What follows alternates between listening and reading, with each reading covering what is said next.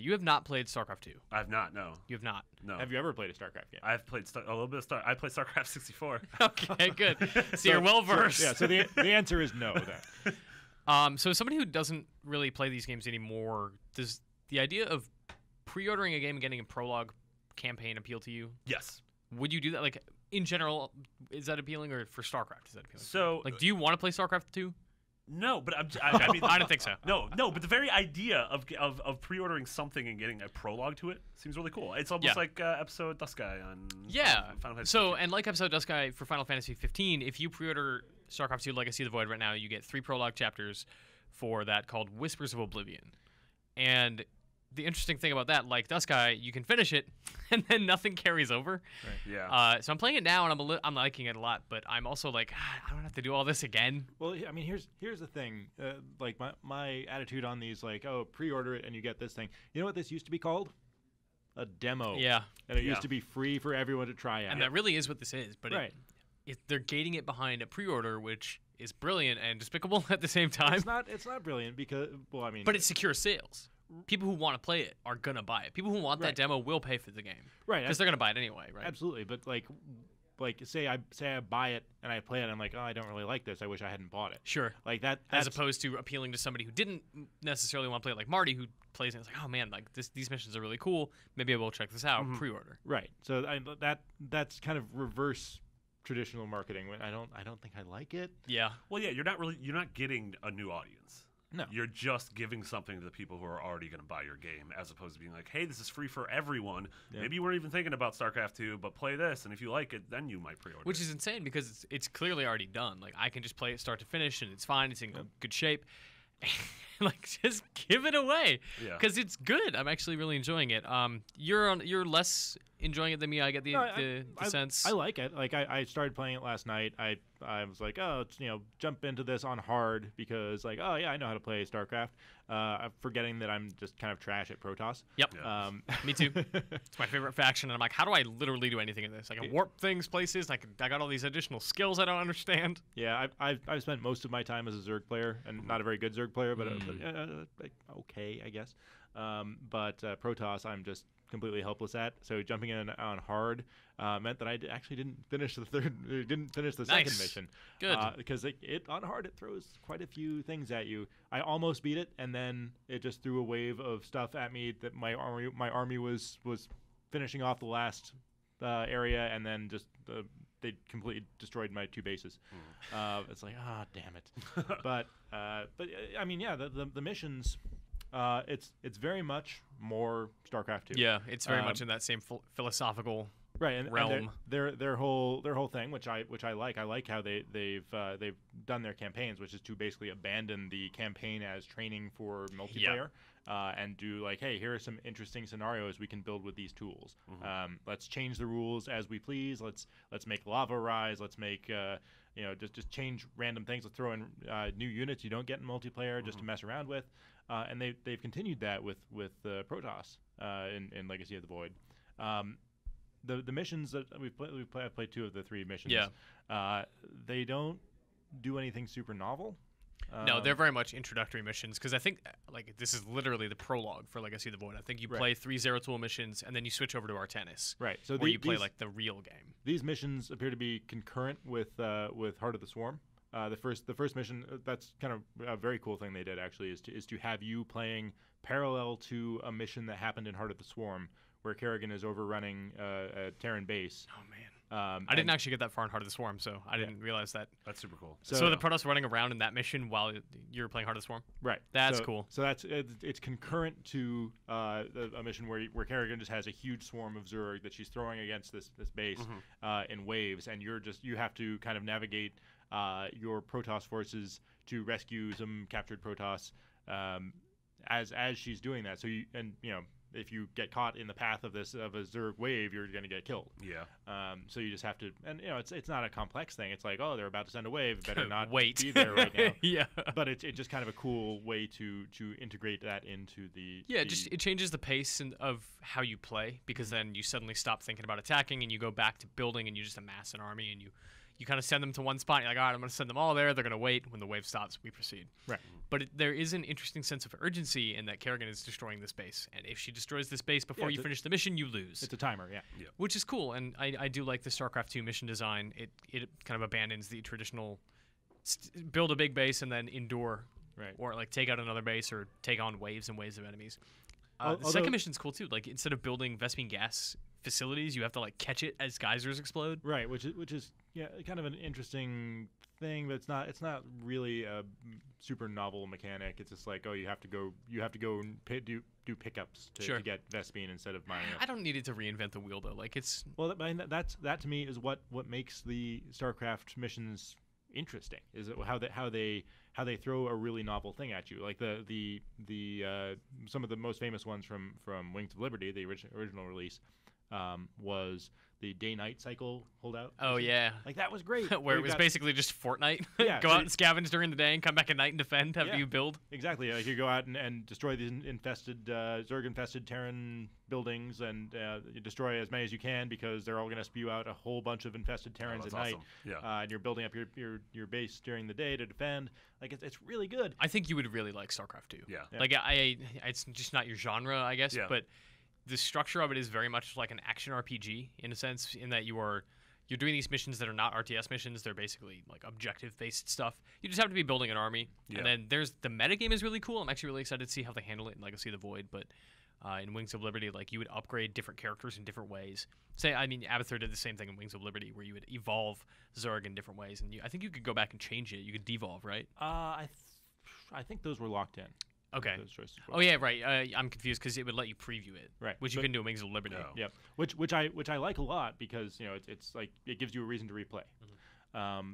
So I want to see more of that kind of stuff and like another very inventive one on the Terran side was they had lava that raised and lowered periodically. So cool. Love that. And you had to mine a bunch of crystals. You had to move a base down there because Terran base buildings are mobile. You can fly them down there and then get out before it. You get like the warning bells. You're like, oh my god, get everything off the ground now. Those maps, the Razor Hail maps or like the Avalanche maps in Gears. Yeah. And the thing that I love about those is that it really plays on the specific mechanics of that side. Yeah. And so far, and again, I haven't seen the third mission in Protoss yet, but so far we haven't seen anything that really plays on the Protoss mechanics. There's a little bit of it in the first one where you secure the pylons. Like the Terrans are using the Protoss technology. You secure those, and then you can warp units to those. Right, but I mean, it's like very small. You could have just built those pylons yourself. Sure. And you can just build a pylon anywhere. Right. So it's not doing anything in the mission design that really takes advantage of the Protoss ability. Like if they did some different spin on warping in units. And I'm sure they will. Like I'm sure there will be missions where it's like, hey, this Archon must survive this mission. You need to get them here, whatever, right? So are these 3 Prologue missions just made for pre-orders, or are they going to be in the game? No, this is the prologue of the game. Oh, so when you boot up the game, you're just going to play these? Yeah, because the premise of StarCraft 2 has always been about Jim, Sarah, and Zeratul, who are these like 3 leads for each faction. But when you play Legacy of the Void, you are mostly playing as Artanis, who's like this Admiral Adama kind of character, where he's leading the last of his people back home to like reclaim his homeworld. Thanks, Adama. But yeah, the prelude is as Zeratul. Yeah, so you play as Zeratul, and then it goes into like the bigger, grander scheme of like you have a fleet, you are going to these worlds, and then like previous ones, you're going to pick which planet you go to make different choices of like, well, we could go here to do X or go here to do Y, but the opportunity is lost depending on where you go. Gotcha. And you're going to unlock a different unit, or something. As you level up, you unlock different units, and you can scale them differently. Depending on like what technology you embrace and stuff like that. When does Legacy of the Void come out? Who knows? Oh, really? Yeah, it's Blizzard, man. Pre-ordering a game that hasn't been. That's the thing is like their FAQ is like we have not announced a date. However, if you pre-order, you can get these sweet bonus missions. It'll be this year. It'll be this year, but you think so? I think so. Because I mean, this year's granted Blizzard's one of those companies that doesn't care, but this year is getting real busy. Yeah, I was gonna say like they also have the Overwatch beta coming this year at some point. Yeah. And maybe they don't want to get their own way. Maybe they see it as 2 totally separate I audiences. mean, they are very different audiences. Yeah. But yeah, and Mitch, I know you were saying that you were enjoying the story. Man. Yeah, but I'm so into stupid Blizzard lore. Like I know there are people here in the office who love Warcraft, and I am into it, but at the same time, I'm like, yo, some of this is dumb. Like, this is insane. But it's cool, and I'm into it. I've been so disappointed by Starcraft 2's story. Oh, I love it. Relative to the first one. The first one is so personal and vengeful, and yeah, Wings of Liberty tries to capitalize on that, but I actually think Wings of Liberty or Heart of the Swarm invalidates a lot of this stuff, like the rescue of spoilers, I guess, for this 20,000-year-old PC game. Like finding Sarah Kerrigan at the end of Wings of Liberty and kind of trying to liberate her and free her of the Zerg is really great. And then to have the first mission be her going, nah, forget it, and breaking out of prison is like, all right, well, great. Glad I did all of that for 12 hours. Yeah. I mean, it's like, oh well, she's in control of herself now. And, yeah. But I'm just so disappointed by like it's like, oh, there's an ancient prophecy. Sure. Oh, like, ancient prophecies. Why is it always a prophecy? Why is it always ancient? Yeah. This is a real fresh, hot off the presses prophecy. Yeah. Marty, I'm gonna blow your mind. The prophecy says the world is gonna end. Oh no! Yeah. Yeah. It's just there was so much like in the original StarCraft, there was so much that was just about like very, very personal, very it was a power struggle kind of thing. Yeah. Whereas this one they're like, oh, let's go over a cosmic scale, unstoppable force, and which they hinted at in the original. Yeah, and it has grown pretty significantly. Like you spent so much time in a bar talking to your friends in StarCraft 2: Wings of Liberty, and then I figured that sounds that sounds like your jam. I know. Whereas Wings of Liberty is a lot more of like the back half of Wings. God, you so many. saying Wings of Liberty. Heart of the Swarm Wings of Liberty is a lot more like the back half of Wings of Liberty, where you're on a ship talking to your people and upgrading and learning about stuff. Yep. And I like that. It's very Mass Effect in that way. Yep. But this, like Legacy of the Void, probably going to be a lot more like that, where it is grander scale. You are getting, like, it started with Jim Raynor and his people, like their rebellion, and it's growing into this is the end of the world that the Protoss are going to try to stop. Which you see a little bit in Wings of Liberty. Like, Zeratul comes to you and says, hey, dude, here's the future. It sucks. Please help me. I mean, one of the problems with a story that eschews from, like, a personal character story to massive, global catastrophe scope is that generally that's not super interesting.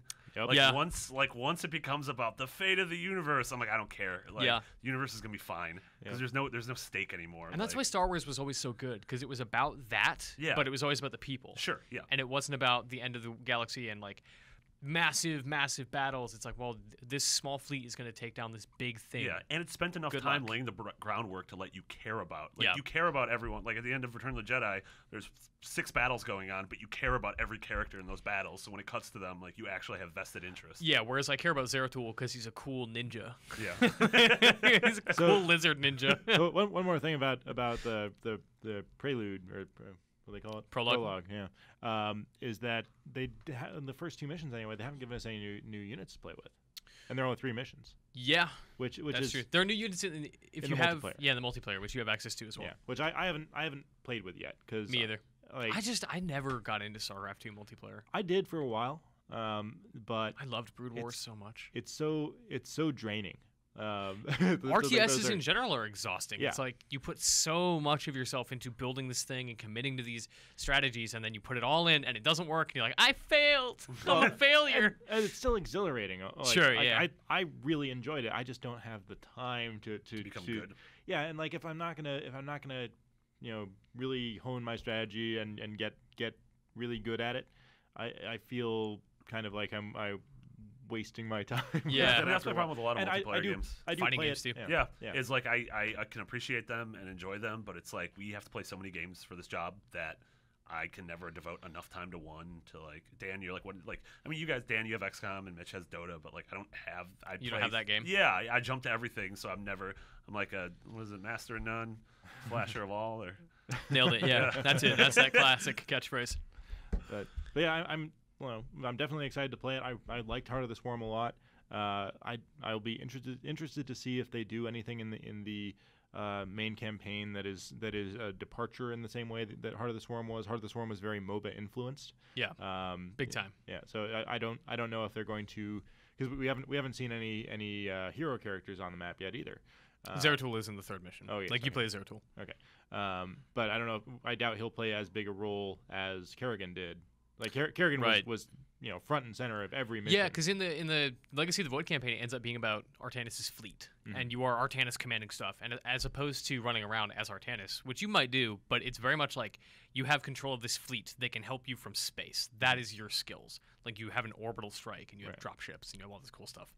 But yeah, it is less about Jim Raynor running around the field rescuing his friends who've been imprisoned.